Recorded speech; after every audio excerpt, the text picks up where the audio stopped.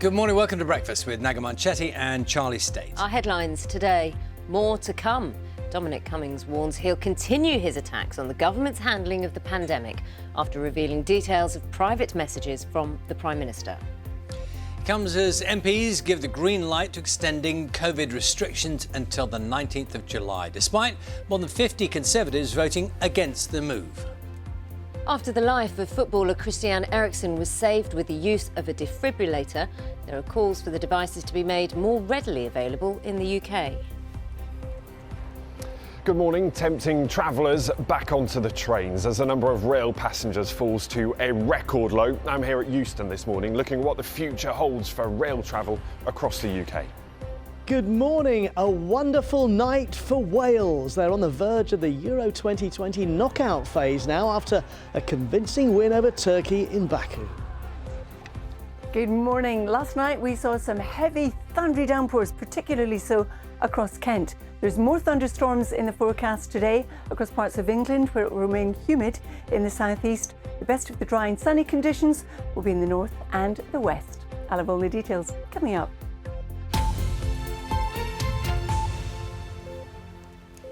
Good morning. It's Thursday the 17th of June. Our top story is that Dominic Cummings has warned that he will continue his attacks on the government's handling of the pandemic. The Prime Minister's former advisor said there was more to come after he published what he says are private messages from Boris Johnson criticising the Health Secretary. This comes as MPs backed the government's decision to extend COVID restrictions in England until next month in efforts to halt the spread of the Delta variant. James Reynolds has more.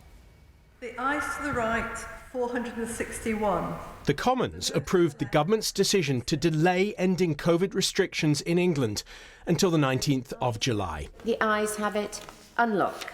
51 Conservative MPs opposed it. That's the second biggest Tory revolt of this Parliament. But it's not the backbenchers who'll worry this government the most. Is this now just a vendetta, Mr Cummings and Mr Hancock? Dominic Cummings, former Prime Ministerial advisor and current amateur jogger, has released a series of damaging private messages from the early days of the pandemic. In March last year, Mr Cummings sent a late-night message to Boris Johnson accusing the Health Secretary Matt Hancock of failing to increase testing. The Prime Minister seemingly agreed in expletive-filled terms. Later, the advisor raised another concern. We have been turning down ventilator offers because the price has been marked up, he wrote. To which the Prime Minister appears to have replied, "It's Hancock. He has been hopeless."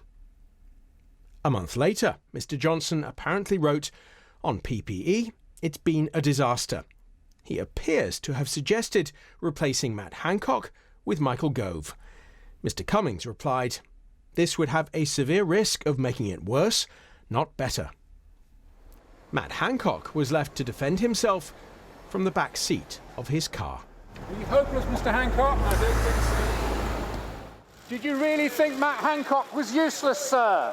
Why didn't you sack him? The Prime Minister's team says it has full confidence in the Health Secretary. The opposition, though, says the entire government is in trouble. It's a shambles, and actually if it's true what Dominic Cummings has said about the fact that he failed on PPE and he failed on our care homes and the Prime Minister knew about that, then there's questions of why the Prime Minister kept him in post and allowed more people to die unnecessarily.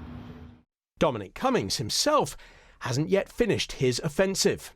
In a tweet, he links to his stream of messages. Evidence here, he writes, more to come. James Reynolds, BBC News. Let's get more now on this with our chief political correspondent, Adam Fleming. Adam, good morning from you. So, as if this wasn't explosive enough, there's a promise of more. Yeah, and the big question is, what is the more? So, for example, these expletive-filled messages from the Prime Minister, is that the only time that he behaved like that? Or are there many other examples that Dominic Cummings got screen grabs of? Then there's the question about what could the other issues be? Because lately, what Dominic Cummings has focused on is his 4 key issues, which is the government's strategy at the start of the pandemic, which he thought was wrong, the government's approach to protecting care homes, which he thought was wrong, the Prime Minister's leadership leadership, which he thinks is a little bit rubbish, and Matt Hancock, who he is clearly loathes and think is utterly useless. Then there's the question of what prompts Dominic Cummings to act again, because he released those messages yesterday in reaction to stuff that Matt Hancock, the Health Secretary, had said at a select committee. So what is the moment in which Dominic Cummings chooses to release any more messages if he does have them? And those are just some of the questions that people are asking at Westminster as they are gripped by this feud between one of the Prime Minister's closest advisors and the Prime Minister. Adam, thanks very much. We'll talk more later. Children's services in England are more focused on investigating struggling families than helping them. That's according to a new report. An independent review into council-run social care says the system doesn't provide enough early support and needs urgent investment and reform. Here's more from our social affairs correspondent, Alison Holt. What can you see? What can you see? Playing and exploring in the shade at this children's centre in Hertfordshire helps children and parents make the most of life together. It's the sort of community support that today's report says should be much more widely available to all families. Certainly for these parents, it means a lot. Very important for the mum and the baby, obviously, for the mum to meet new friends and to get advice and tips for their self and also for their baby. Full of information that new parents need, because we don't have a lot of information. I mean, you can go on internet, but to actually speak to someone, go into the services, and they're absolutely fantastic. But the independent review says spending by councils in England on general advice and support for families has been cut by a third in recent years, with money shifting to crisis services. The review concludes that too often families end up being investigated by children's services, not supported.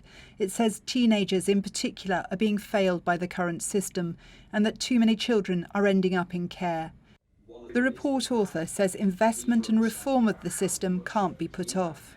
If we carry on like this, it will both become more expensive and continue to be inadequate in the support it gives to children and families. And so we need to change. You know, there is no option here where children's social care won't cost more money in the short term. The question is, do we invest and reform, or do we carry on as we are and see services not do a good enough job? In response to the review, the government says it is putting extra money into targeting educational support earlier in the lives of young people to make sure all children have the same opportunities. Alison Holt, BBC News.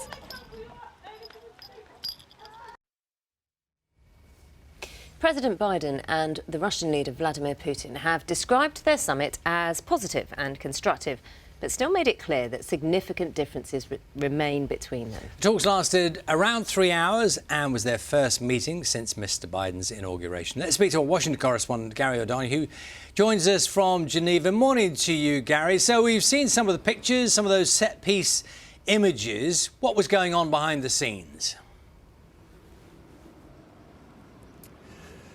Well, it sounds like it was a pretty frank, fruitful discussion, as Vladimir Putin put it. They ranged across a whole sort of panoply of issues, right from things like election interference and cyber attacks, right across to opposition activity inside Russia, which Americans not happy about.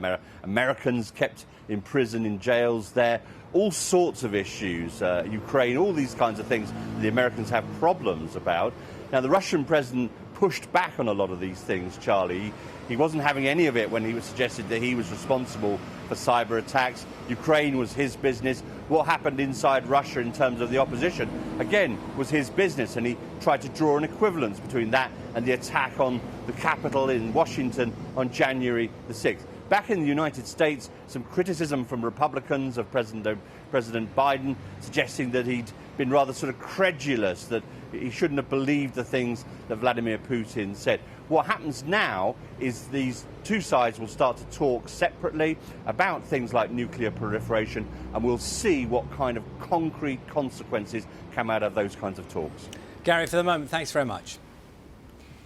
The first findings from the public inquiry into the Manchester Arena bombing, which killed 22 people, will be published this afternoon. The reports will focus on security arrangements at the venue and examine how Salman Abedi was able to go unchallenged before the attack in 2017. The inquiry has been ongoing since last September.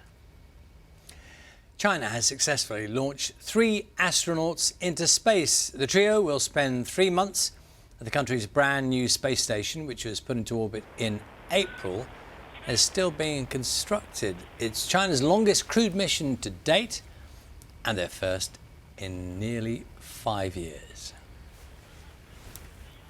Good story coming your way. Delightful story about a pair of unlikely but inseparable friends. We can show you Doris the duckling, and she's cuddling Boris the bulldog. Yes, they're taking quite a shine to each other, we're told, after Doris was found wandering alone. This is in Lancashire last month, brought home by the Clegg family. Boris has been very welcoming to his new housemate, and as you can see, they happily share food times, and there you go, bit of a cuddle at the end of the day. Are they eating dog biscuits or duck biscuits? Charlie? Well, I don't know the answer to that. All I know is look at that, just tucking in. Well, that's the thing, isn't it? Are the dog biscuits good for the duck? As long as the duck's happy, doesn't matter, does it? Everyone's happy, I think. They seem like they've found a perfect little matchup. Nice.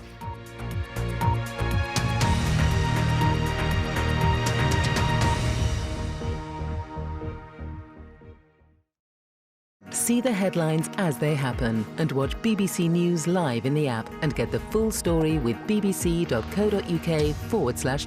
Follow the story for all the latest with BBC News.